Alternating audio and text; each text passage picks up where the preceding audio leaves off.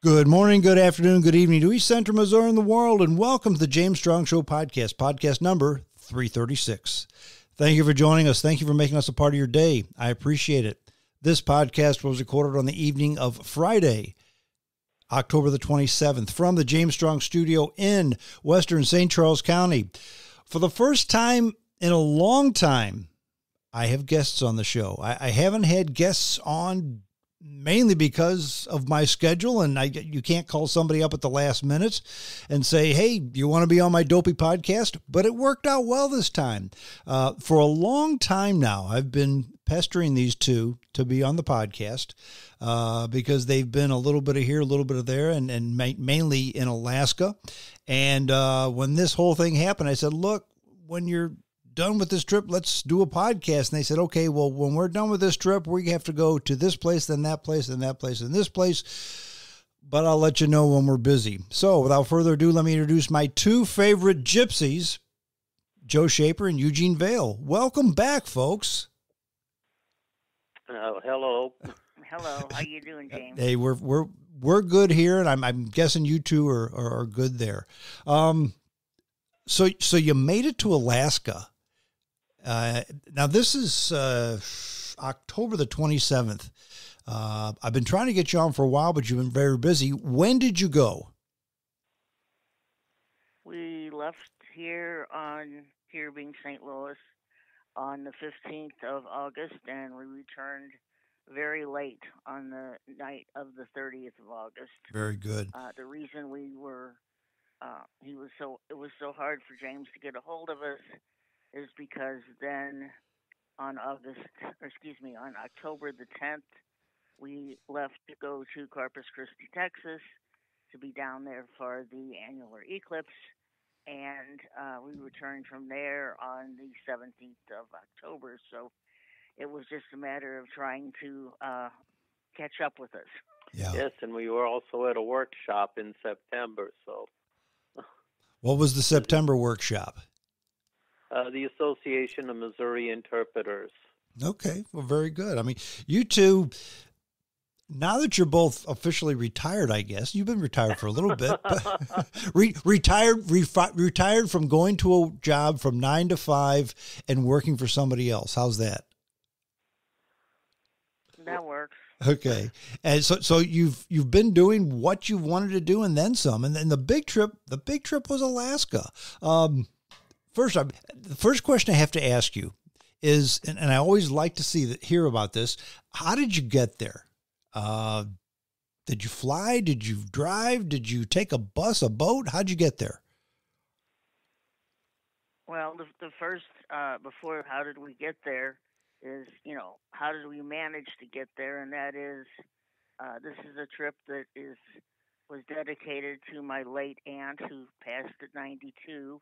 I was her executor for 18 months, but before she left us, she says, honey, you're going to get some money from me, but you have to make a promise that you're going to take that money and go on a trip. And it's like, cool, I want to go to Alaska.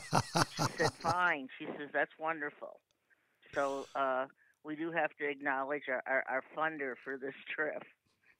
And that's amazing. And in her wisdom, I mean, you don't live to be 92 years old by being a dummy. And she was certainly had to have been a smart person to have the foresight to suggest this for you. And good for her and good for both of you to be able to take advantage of it. Her internet handle was Travel Gal. She was single, never married. Travel was her passion. And, she kind of passed that along, but she had the wherewithal while working that we never had. So with Aunt Jenny, this is thanks to you. That's outstanding. That's fantastic. So how did you get to Alaska from the St. Louis metro area? You want to take that, Eugene? Oh, well, I don't think there's any direct way to go anywhere anymore. No, no, that's true. But we let's see. Our first getting up there was via Chicago to Anchorage. Okay, and I guess that was via what airline? What was it all United, Joe? Right, it was United Express, and then it was real United Airlines. Okay. We flew United to Europe when we went earlier this year, and it was fine. I liked it. So Chicago to Anchorage. Let's start with Anchorage then. And what kind of a city is it? I mean, people have said, yeah, Anchorage is a big city, and I don't know that it's a big city compared to a big city in the lower 48, maybe a big city in Alaska. But tell me a bit about Anchorage. It rained. Oh, Anchorage was an adventure. You want to take that, Joe? Well, we had decided that we were going to go in a day ahead of this tour, and the tour was set up for us by AAA because we really are not. We don't jet set around. You know, we needed some help on putting this expedition together, Mm-hmm. and so we decided we'd go in a day ahead of time. And when we got, which was fine, but the hotel where we were going to meet our party was booked. So they put us into another hotel, and when we got in there after about 9 hours, 10 hours on airplanes and on layover and whatever, they did not have a reservation. They had canceled our reservation, and this is one of the advantages of paper is when you hand someone across the desk a piece of paper that says you're supposed to be there, they have to figure out where they're going to put you. That's exactly right. And I'm old school like that too. I print out reservations and I keep them in a folder because I've had several occasions where they say, I'm sorry, we don't have a reservation for you. And I show them that document. And they say, actually, one time they said, yeah, this is the hotel across town. So it was my mistake. But most of the time they say, oh, yeah, well, I don't know what happened here, but we need to find something for you. And sometimes they have the presidential suite available, and you take that. So I think that's probably what happened because we were eventually, it took them about half an hour, 45 minutes, but we were eventually in a room that was much more ornate than I've ever been in. Mm-hmm. And what hotel was it? Westmark. Okay, so it wasn't a chain; it was a private hotel. That is a chain. Westmark is a chain. It's a chain in Alaska and the Yukon. Okay.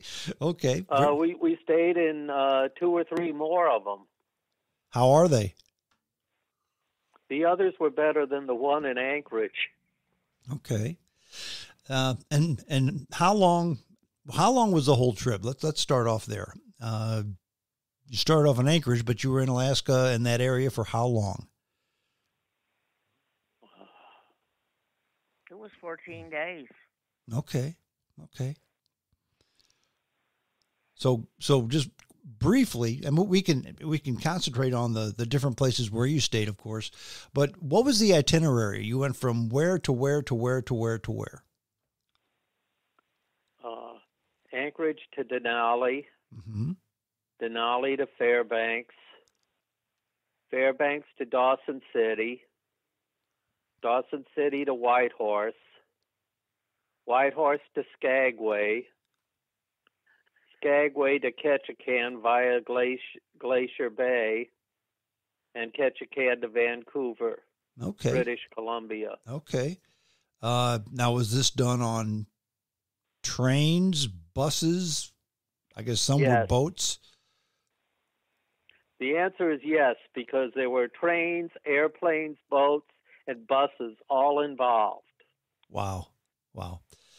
And so from Anchorage, you went to where? Where was the next stop? Denali. Tell me about Denali.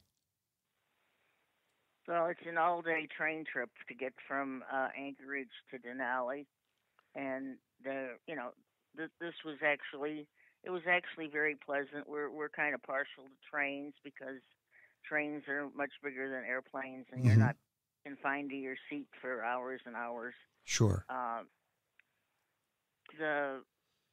Denali, which is Denali National Park, the if you could imagine, if you've ever been to Rocky Mountain National Park, Yes. but everything you see is about 4 to 5 times larger. Mm-hmm. Which is kind of that way with everything in Alaska, because Alaska, and I asked how you got from point A to point B, because you look on a map and you say, okay, this is 1.5 inches on the map, so we can get there in an afternoon. And that's just not the case. Alaska's a big state. I'm laughing. We got relatives in Texas. They have a T-shirt up there in which the outline of the shape of Texas is superimposed inside the outline of Alaska, and it says, "Isn't Texas cute?" Yeah, I know. Years ago, my wife wanted to go to Alaska. She said, I want to see all the national parks in Alaska. I said, okay. How long do you think that's going to take? She said, I don't know, a week. I said, no, there's no way you can do it in a week. It would probably take it'd probably take a month. I mean, some of the national parks up there that she wanted to go to were north of the Arctic Circle, and you fly in on a Tuesday and you fly out on a Thursday. And there are no other planes. There are no charters. You've got to have a tent because you're in wilderness. It's a big, big state. And I guess rural is not the best word, but it's very remote, primitive. What's the right word? You two were there.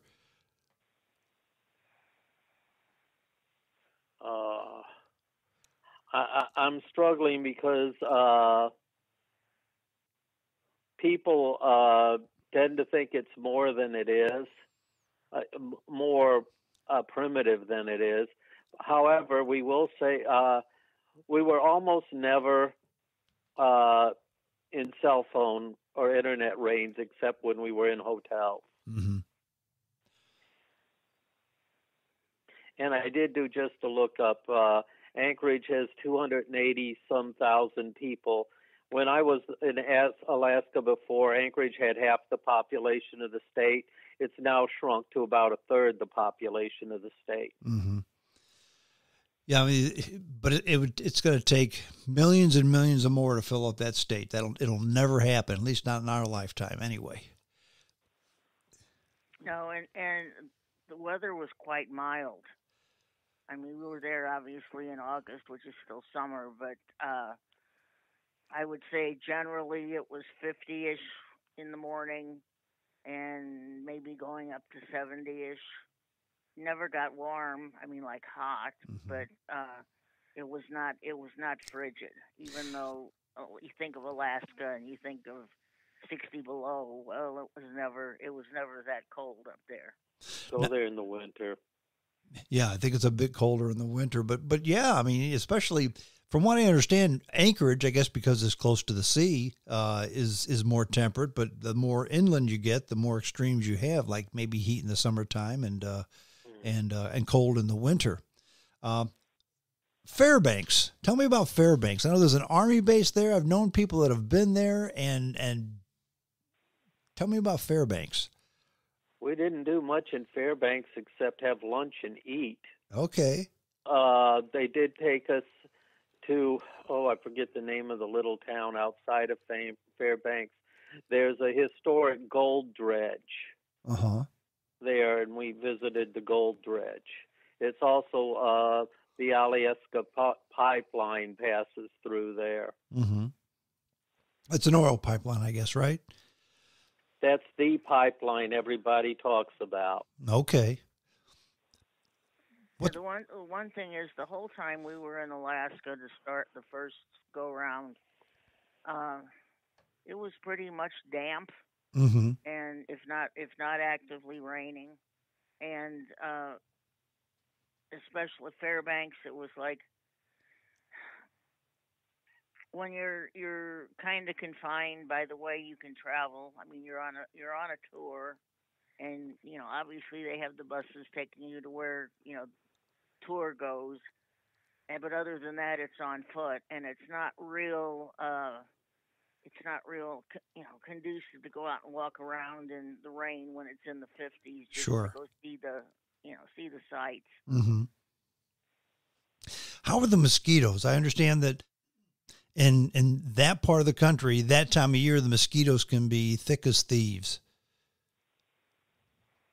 We got warned about them and even bought head netting, but they were not an issue. Huh. Okay. Maybe you got lucky. The one thing that I would advise anyone that was kind of a major disappointment to me about Denali is, one, you have to have a special permit to take a private vehicle in, which is fine. So they do bus tours, Mm-hmm. and quite unfortunate for me, everyone was looking at all the animals, and yes, we had a grizzly bear come down and meet the bus. But I asked the bus driver about the geology, and he said, I don't know anything. And when we got up to, obviously a place like this has to have bathroom breaks, and Sure. one of them was at a gift shop inside of the park, and I went and asked a young lady there about they had any books on the geology, and she says, go to Amazon. Wow. So I would, we're considering going back at some point, but I can tell you one thing, and that is if we do, I'm going to get my own geology books, because even though the mountains are amazing, and I mean, not only do you have the glaciers along the coast, but also inside Denali, we're driving past all of these huge mountains that are just totally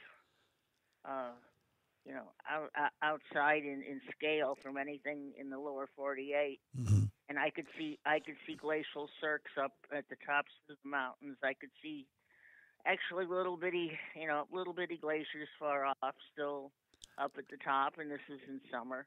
Mm-hmm. And but I'm not a Alaska geologist, and it was somewhat frustrating because I was seeing things that I really wanted to know more about, but there was no information. It was all about little fuzzy critters. Yeah. Now. Well, I guess they had to cater to. I mean, there probably weren't a lot of geologists on the trip like you, Joe. No, but you should have. Boy, were people bringing rocks to Joe and asking about them. Maybe you should have charged him a fee or asked him for a discount. Well, there were the 10 days that we spent on land, there were 42 people who traveled together. And I mean, we all had our own little excursions, and Mm-hmm. there were only a few things that the tour did as a group. But yeah, by the end of the 10 days, I was the rock lady. Well, that's the thing about these trips, and correct me if I'm wrong. I'll give you my opinion on the structured trips that you took. Once upon a time, when I was younger, I had absolutely no interest in doing a structured trip. I just wanted to be on my own, do my own thing at my own pace to see what I wanted to. But you go on a few of these structured trips, and they'll show you stuff and tell you about stuff that maybe you would have just walked right past and not understood. I kind of like the structured trips. Your opinion, please. I don't know that we're ever going to manage it, but what we've basically come out of the structured trips with was if we come back, here's what we want to do. Mm-hmm. Because invariably, what you want to do, you haven't gotten enough time to. And there's a bit of the what you don't want to do, you're doing anyway because it's part of the trip. Sure. But on a structured trip, though, I mean, when you go back the next time, you say, you know what, I want to do a whole lot of this and not so much of that. But you learn that on the structured trip. My single biggest disappointment, Joe mentioned this stopping point in Denali. I had actually bought a 120 to 600 millimeter zoom lens for my camera specifically to take wildlife. Mm-hmm. And there were Dall sheep up on a mountain across the river. Wow. And I barely got the camera pointed, and it was, you got to get back on the bus. Yeah. The picture I got is awful because I couldn't couldn't frame it, couldn't zoom in, didn't have time to really focus. I mean, it's white blobs shaped like sheep. Yeah, yeah. And that was really annoying. Well, the structured trip we went on in Europe, here's why I liked it. The morning was structured. The afternoon, you're on your own. So in the afternoon, you went back and did the stuff that you couldn't do in the morning. In other words, if they had done it that way, you could have gone right back and taken all the sheep pictures that you wanted to in the afternoon. Well, the trick is, again, as Joe mentioned, the only way you get there is you'd have to get from the resort to the park. And yes, they did have a shuttle, and the park would have to be running one of their lead trips. Yeah.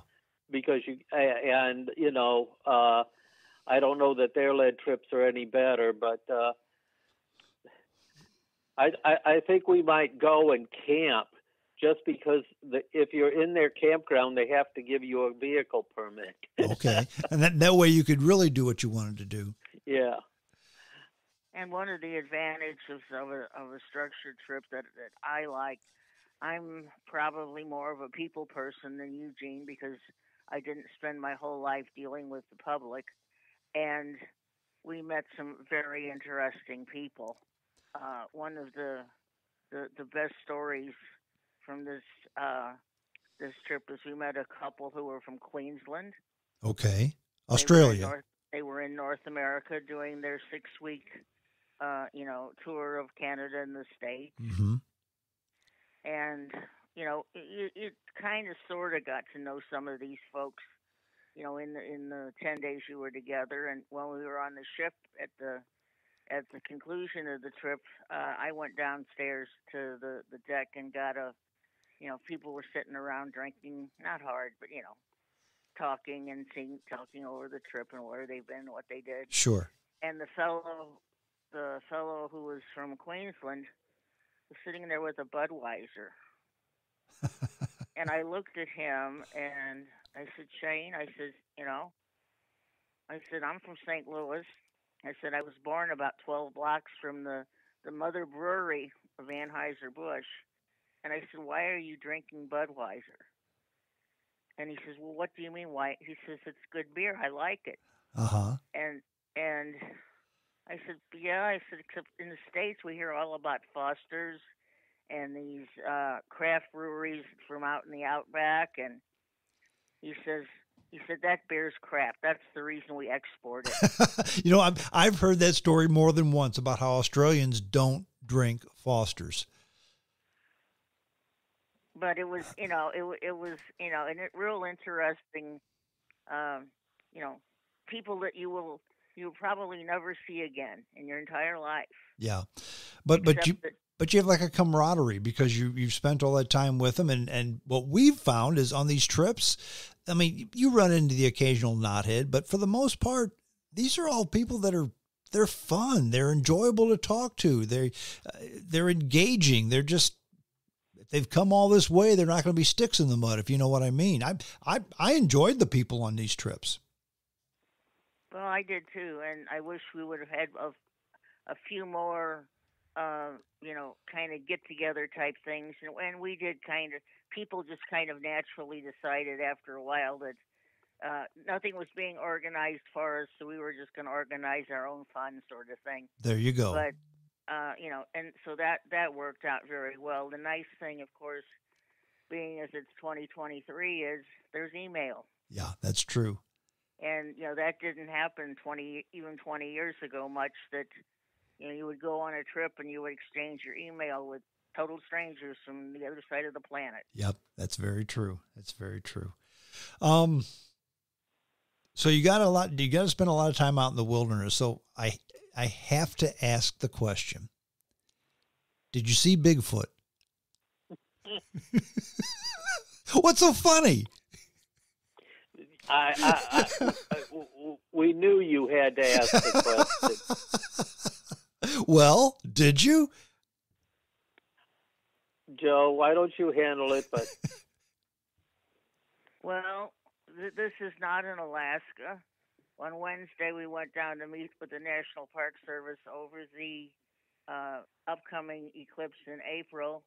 Drove through the town of Winona, Missouri. Okay. And there is a place to eat there called Bigfoot Burgers. Oh, really? Okay. Yes, and it has Bigfoots all over it.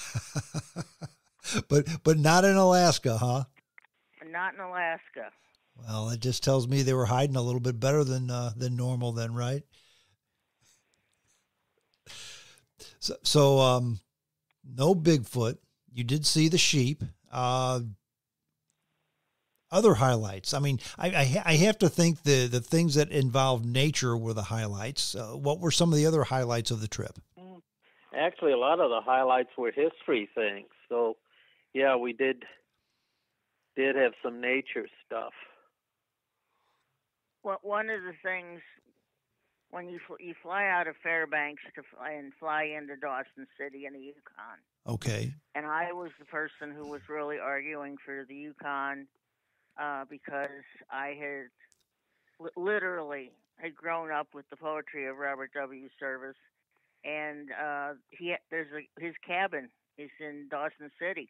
Okay. So Robert W. Service was a poet then. He was a poet who wrote The Shooting of Dan McGrew, The Cremation of Sam McGee, and basically wrote 2 books of poetry about the gold rush. Was he Canadian or American?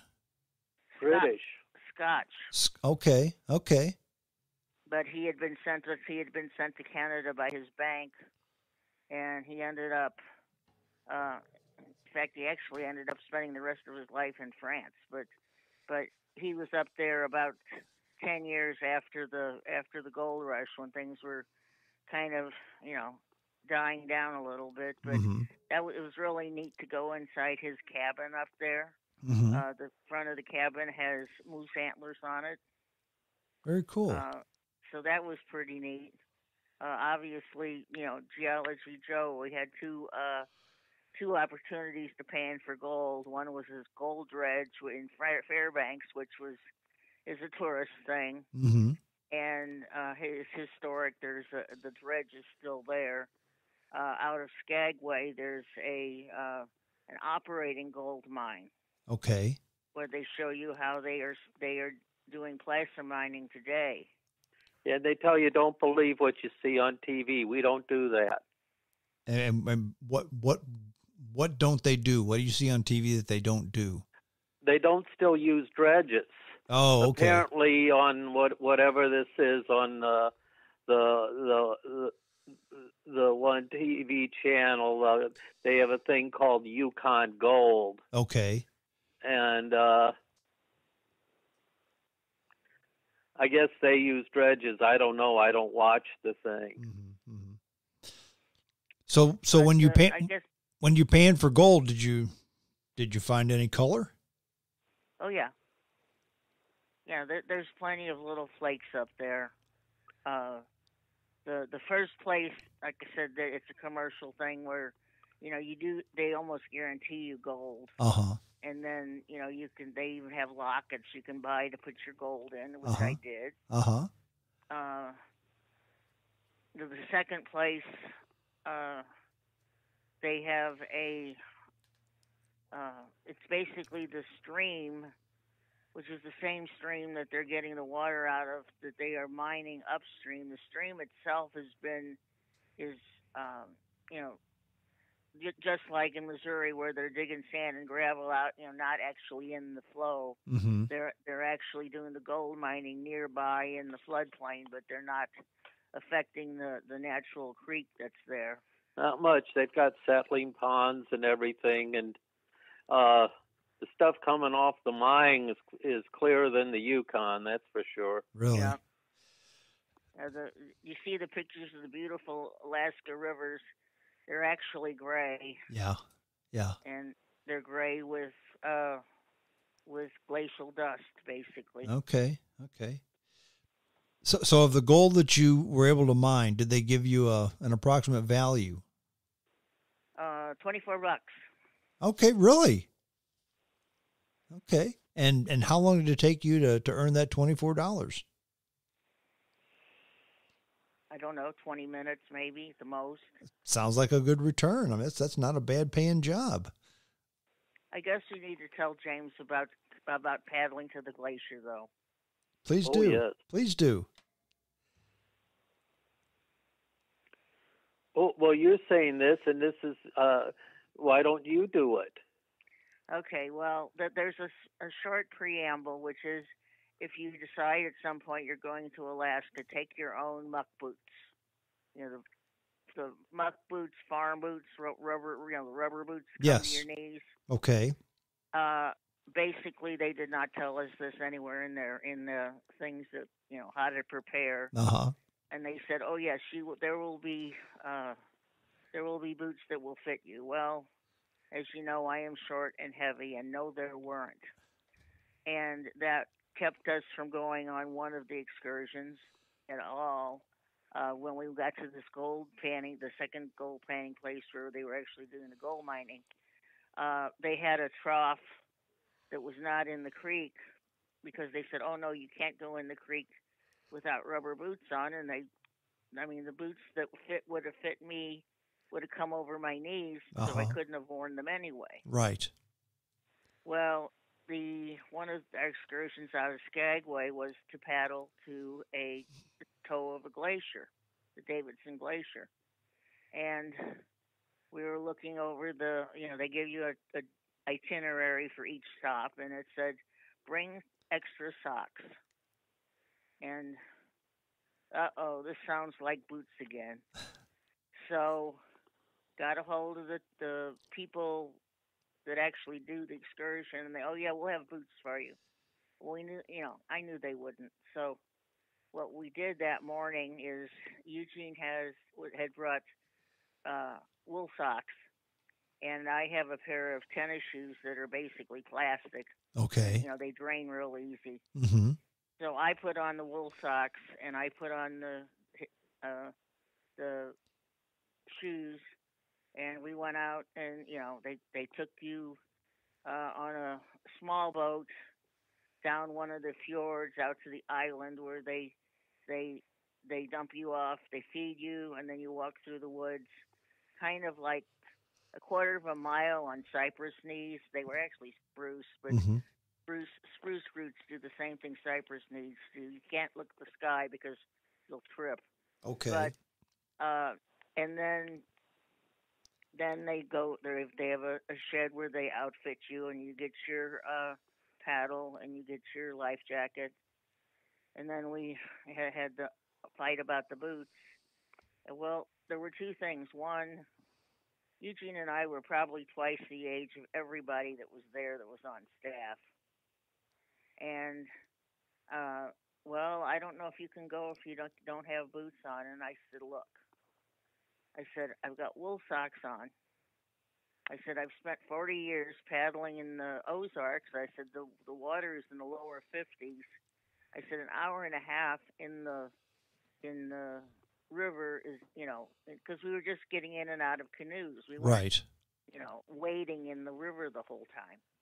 I said, it's not going to freeze my feet off, believe me. Well, it's 34 degrees water.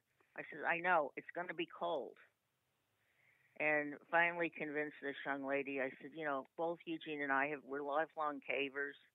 I said, we've been in wetsuits, fully immersed in, spring water for hours and hours. Just let me go, and I won't complain about my feet being cold or wet. And we did, and I got to paddle to the glacier. Very good.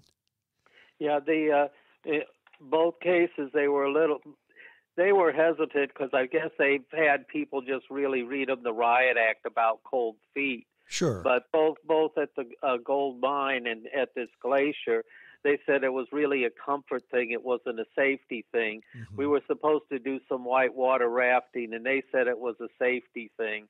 And while there was a suit that would have fit Joe, there was someone else that size who was ahead of us in line. So she got it and Joe did not. Well, I don't know if it was a he or a she, but the individual got it. They refunded us, but we didn't get to go. Bummer. The whole gold thing does interest me, and sure, the gold rush is over, but there's Are there still prospectors up there? I expect there's still prospectors, but they're obviously still mining because we said we were at a operating placer mine. Right, but I didn't mean, you know, a big industrial company. I meant individuals who are just wildcatters or whatever they used to call them. Just the independent guys who go out there and mine for gold. Because they have them in California. The guys will go out there on a weekend and pan for gold or dig for gold or go at the bottom of the tailings after a big storm and they don't get rich, but in a weekend's worth of work, they'll get several $100s. And that's California and Arizona. So I would imagine they have in Alaska. We actually have a friend who is now in his 80s and is no longer doing it, but his life was 6 months out of the year he would go up to Montana and pan for sapphires. Okay.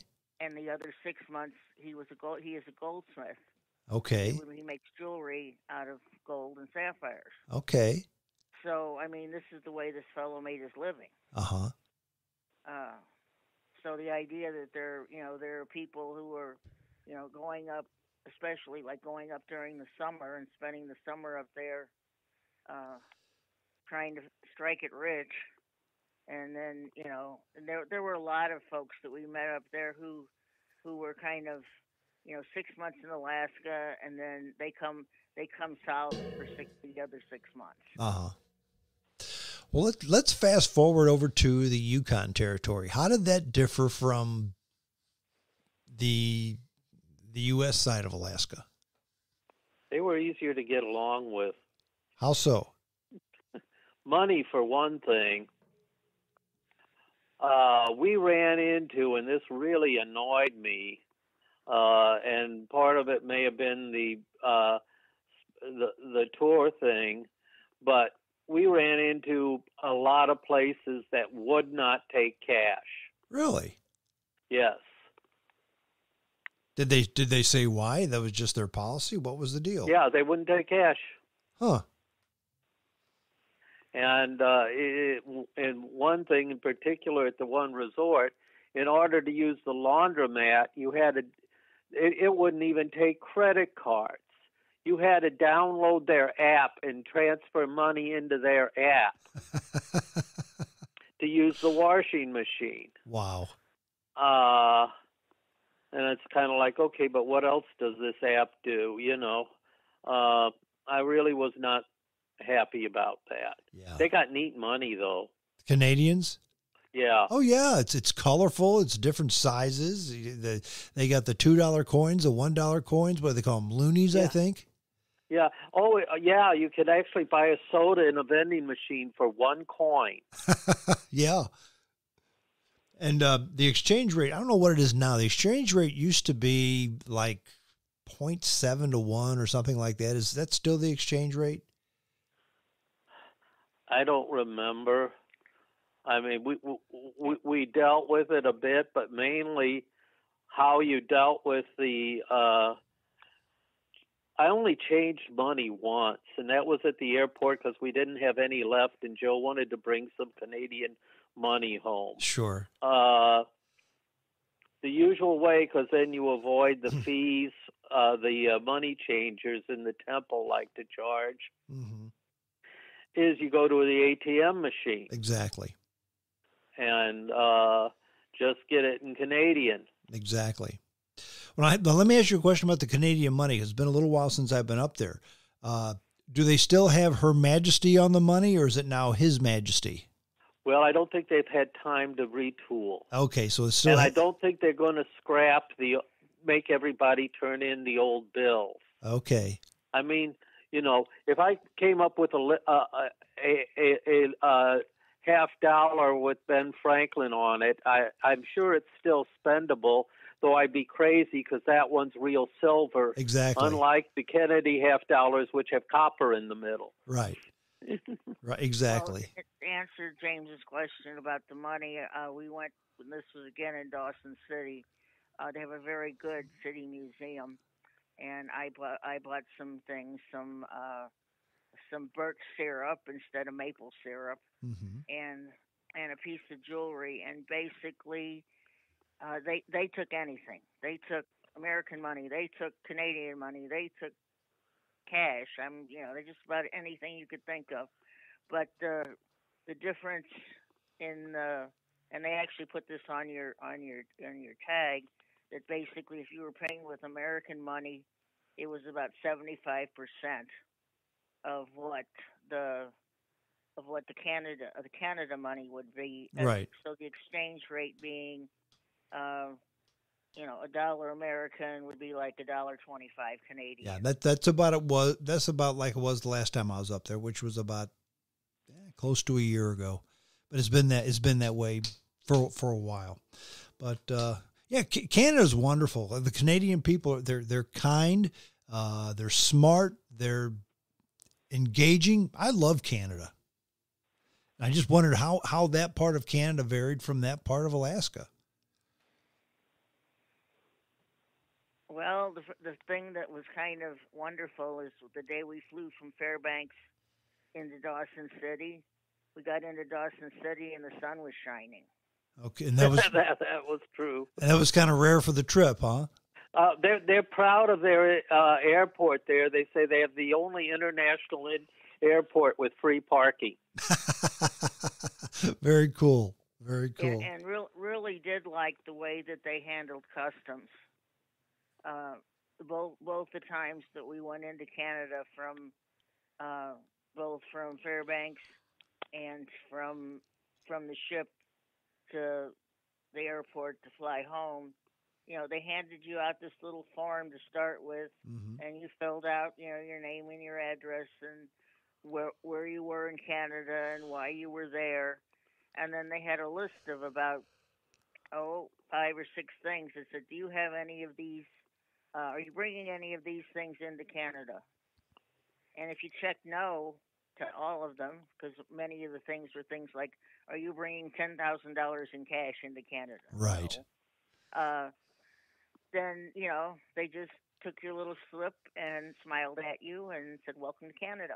Yeah, one of the things that was kind of disappointing for us, and I'm still not entirely sure we're getting the story straight, but we had expected to, they still, interestingly enough, they're not still running the train from Whitehorse to Skagway. Really? But the train is going from Carcross to Skagway. From Carcross to Whitehorse, they're not running it. I'm not quite sure why. But anyway, we had expected to be taking the train from Fairfax, was it, Joe? Yes. To Skagway. And they said, oh, no, we can't do that anymore because your luggage is on the bus, and the U.S. Customs insists that you've got to stay on the bus with your luggage. So we did get to take that train, but they had to take us into Skagway, load us on the train, take us up to the border, and turn around and come back. Huh. And what was kind of interesting, because I've got a picture of the Fairfax depot, is while it's technically still in the Yukon Territory, it's past the U.S. Customs. Interesting. Stop. We had been through customs already, and if there had been a train there, we could have gotten on it. Wow. But anyway.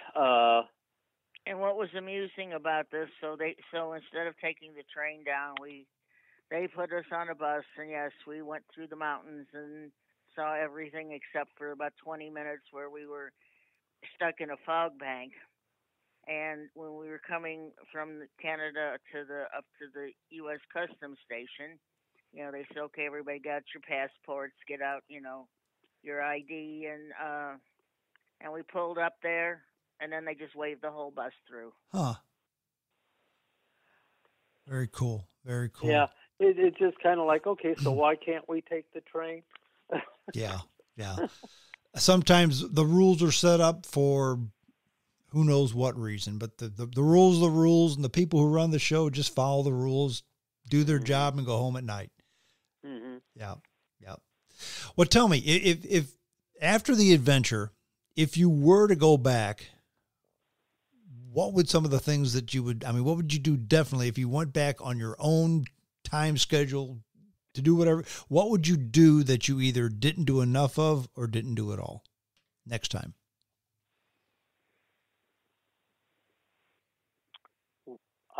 I would spend more time in Denali, and I'd see if we could get on one of the photography trips. I tried to get on that and didn't. And I got a feeling that they would not rush you onto the bus if you were trying to take pictures of Dall sheep if you're on a photography trip. Sure, because that's why you're there, not for 18 other reasons. Right. Mm-hmm. Joe, what would you do if the next time you go, if there is a next time that maybe you didn't get a chance to do this time or didn't get a chance to do enough of this time?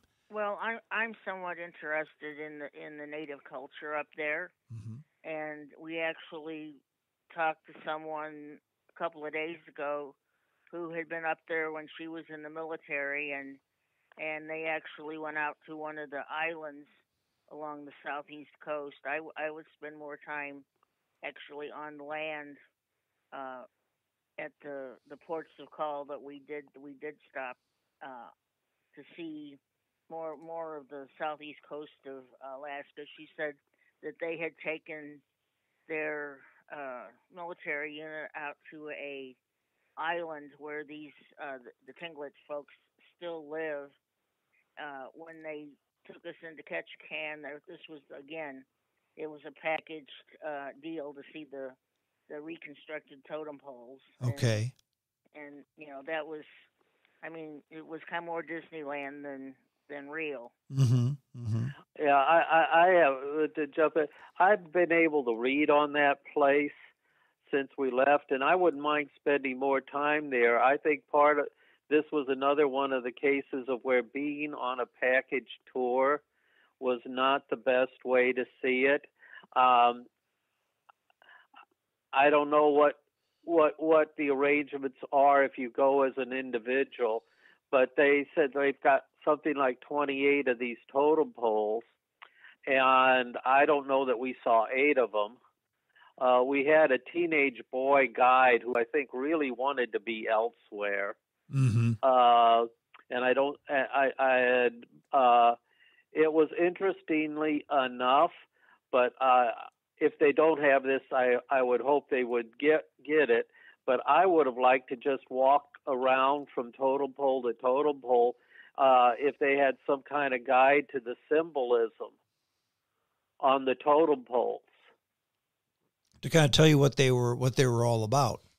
Right. Mm-hmm. And he told us some of it, but like I said, there was the clan house where they did some dancing, and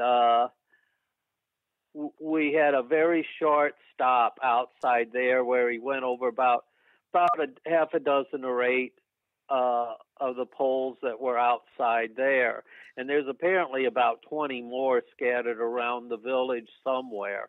But, it was like, okay, go to the gift shop and then get back on the bus. Yeah, yeah.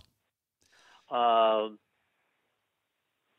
I know, this was our besides Aunt Jenny's present, this was our 30th anniversary present to ourselves. Very cool. On our 25th, we went to Hawaii, and we did have a week not on the ship when we ran around on our own on the Big Island, and that was extremely enjoyable. But that, like we said, that's one of the problems with the package tours. One of the things we were there was we commented you were prisoners of the ship. You could tell who had done it before because they would have rental cars waiting for them wherever we docked. and I said, they're going, yeah, now we know. Exactly. So, because we were either limited to their excursions or to the where you could walk to from the ship, and that was a limiting factor. And so I said it was nice. I wouldn't mind repeating the entire route at my own pace. Sure. Well, but now you know, and you didn't. To be fair, you didn't know before. No, and actually, one of the things about Ketchikan, I described it as Branson North, is I've talked to other people who did other things, and part of my impression is the fact that we only spent half a day there. Mm-hmm. And apparently, and our particular excursion was not the best of even that particular excursion. But there were lots of interesting, all of them, Whitehorse too.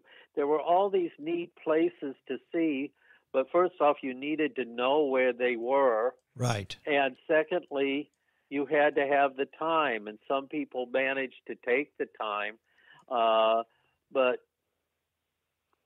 I mean, things like, we need to get some, I need to go to the store for XYZ, and that took time, and so then it got dark, and we didn't get to go hike that canyon over there. Right, right. I have two things on my list. Sure. Number one, and that is, this is an excellent experience, and I would highly suggest it to anyone who does this. The Inside Passage is done on a kind of a medium-sized cruise ship. It's not a little one. It's not a big one. Mm-hmm. But when we got into Glacier Bay, and they do this specifically because they've got 3,000 people on board this one ship, and that is at 8 o'clock in the morning. The National Park Service, our National Park Service, comes on the ship intercom and said, we are now entering Glacier Bay, and for the next 5 hours, you get a narrated tour of the glaciers that are inside this bay. The ship itself stops for 30 minutes and then turns for 30 minutes on the other side, so that not everybody has to rush to the railing on the left side of the ship. They can just wait. Right.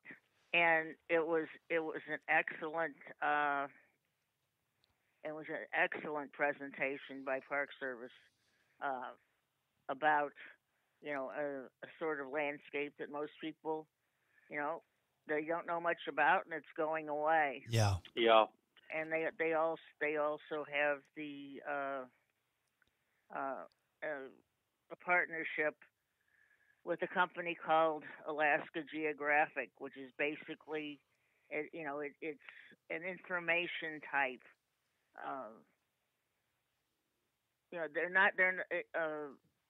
They're selling information. They're not selling many trinkets. They're selling a lot of books. They're selling a lot of, if the things are things you're buying or something useful, like a big fuzzy hat. Sure. Yeah, the Alaska Geographic is sort of Alaska's version of National Geographic, only strictly Alaska. Okay. I did want to say something because she mentioned Glacier Bay. I made this suggestion to the cruise line. We'll have to see if they take it. But as we headed out of the bay, they had a wildlife viewing thing on the aft deck, and there was a fellow pointing things out, and I wish I had not gone to that. Why is that? Because I couldn't get anywhere near the rail and see any of the things he was pointing out. So he would point them out, but you couldn't see what he was pointing out. 3 and 4 people deep. Yeah. And they have an aft camera and a bow camera playing on the TV in your stateroom. If I suggested that they pipe. He's on the aft deck. If they just put that on the sound on the aft camera, you could. Joe was there. Joe probably saw more than I did, though. I did get to see some things and photograph them, but in some of the photographs I took because I left the aft deck. But the along the sides of the ship, nobody was there. Yeah. You could be on the left side seeing the same thing the guy was pointing out on the left side, but back there on the aft deck, they were 3 and 4 deep, and you could be right there looking at it yourself, but you wouldn't know because you couldn't hear the narration. And if they just piped that, that would be so terrific. Yeah. But that's the one thing I would really change about that is even if I didn't have the narration, I would not go to their wildlife viewing presentation. I would just hang out on the deck and use my eyes because, if you wanted to push and shove and be an obnoxious person, you could probably get to see the things. As it was, the only thing I could say that I did not see, well, 2 things, were sea otters and humpback whales. They only spotted 2 humpback whales. And I know someone on a trip, he got some aces sea otter pictures, and I still don't know quite where he managed to shoot those, but they're so small. I don't know. But you said 2 things, but really there were 3 though, right? What? You didn't see Bigfoot. Well, the 2 things that I mentioned I didn't see, other people did. Well, maybe no one came up to me and said, I saw big Bigfoot, too bad you missed it. So what you're saying is they kept it to themselves. If they did, they kept it to themselves. Though I did see on the internet all these people sitting on park benches with staring at their cell phones with Bigfoot strolling right by, and it says, "Why there are no more Bigfoot sightings?" Yeah. I've seen that same thing, and it's not wrong. Hey, before we stop, when we were chatting before the podcast, you mentioned, I mentioned something about the eclipse too, and you mentioned about linking the Alaska to the eclipse, and you were going to do that in such a way. Well, do it. Joe mentioned paddling to the glacier. Yes. This is the Davidson Glacier. Okay. George Davidson did the survey of Alaska just before they purchased it. Okay. And he was taken with this spot, and this spot where this glacier is was one of the first places that the 1869 total eclipse, which also came through Missouri, passed, and he was one of the people observing the eclipse on its path during that, and his knowledge of the eclipse quite impressed the natives. And anyway, that's why the glacier is named after him, because he was there observing this eclipse. Very cool. Very cool. And that's only in the what do they call it, the Inland Passage? No, this is it's outside of Skagway. It's up in you go out the bay that Skagway is in, around it, and over to another one. They call it Glacier Point, and it's the Davidson Glacier. Okay, I just found it on a map. Mm-hmm. Okay, and but at any rate, but that's another one of the reasons, though, why we've been hard to get hold of. A week ago plus now, we got back from Texas because we were down there for the October eclipse. Because it was annular down there. And what is annular? I don't know if you ever watched Stargate, but they always called the big ring the annulus. Annulus in Latin means a ring or a circle. Okay. And people think it has to do with a year, but it's only called annual because that's when the Earth has made another circle. So anyway, neither the Earth's orbit nor the Moon's are perfect circles. Right. They're an ellipse. The Earth is much closer. But anyway, when the Moon is at its farthest point, its apparent diameter is smaller than that of the Sun. Mm-hmm. Therefore, if it passes right in front of the Sun, it doesn't create a total eclipse. You get a ring. Right. And that's an annular eclipse. Got it. Got it. Up here we had the eclipse. Now, it wasn't going to be we weren't going to get the complete eclipse up here, but it didn't matter because it was completely overcast that day. It would have been partial up here, just like with the total. There's a narrow band under which you will see the ring, and to either side of that band, one edge of the ring or the other will be blocked by the sun, by the moon, because you're not right straight underneath it. Understood. Well, what's your next adventure, folks?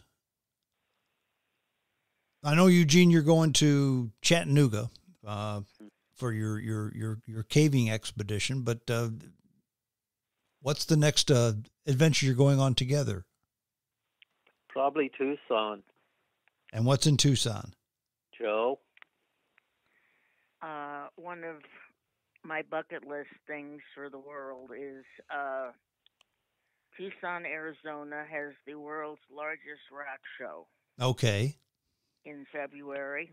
It is so, it's like at a dozen different locations scattered through the city.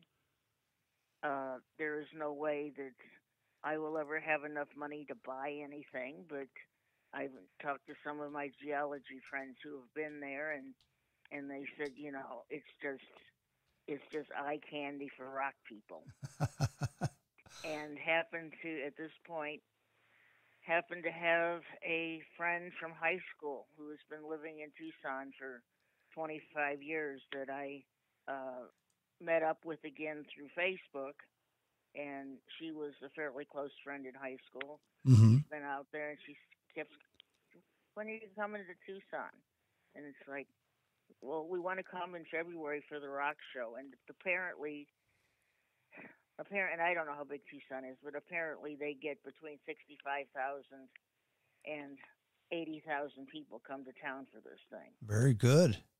And the plan at the moment, well, sometimes life gets in the way. We're not certain if it's going to happen this year or next year. We'd really like it to. The plan is to go out there by train and then spend about a week not just doing the rock show, but seeing some of the other things in southern Arizona. We've been to the Grand Canyon and up around Flagstaff, but I haven't been anywhere down in the southern part of the state.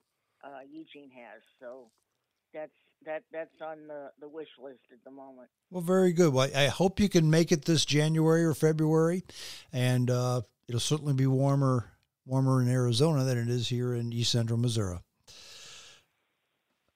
Well, hey, thank you both. I appreciate your time. I did want to talk to you about this adventure because, my motto is you need to have the adventure of a lifetime 4 times a year. And to just go and do stuff that you've always wanted to do. You can't take the money with you. When you get to a certain point in your life, it's time to do those things, because if you can do them this year, wonderful, because maybe next year you can't. And as we get older, you scratch the things off the list that you still can do. So kudos to both of you for taking that trip and taking your next trip too. And enjoy them all. Well, we do. And as you've heard over the proceedings this evening, some things are great and some things are not, but that happens to you whether you're on a trip or at home. That's exactly right. And as time goes on, I find that we forget about the stuff we really didn't like too much, and we just dwell and keep smiling about the stuff that we did. So if 3 out of 4 were good, or 3 out of 5, or 4 out of 7, then you remember those 4 out of 7. That's why I just giggled. That's why people talk about the good old days. That's right. They don't really remember the bad old days. Good, but they remember the good part. You are 100% right, brother. That's true, and maybe that's not a bad thing. Maybe we forget the bad stuff and only remember the good stuff. But let's go out and do some more of that good stuff away from home. Very good. Joe Schaper, Eugene Vale, thank you so much for being on the show, and I'm looking forward to hearing about your adventures in the future.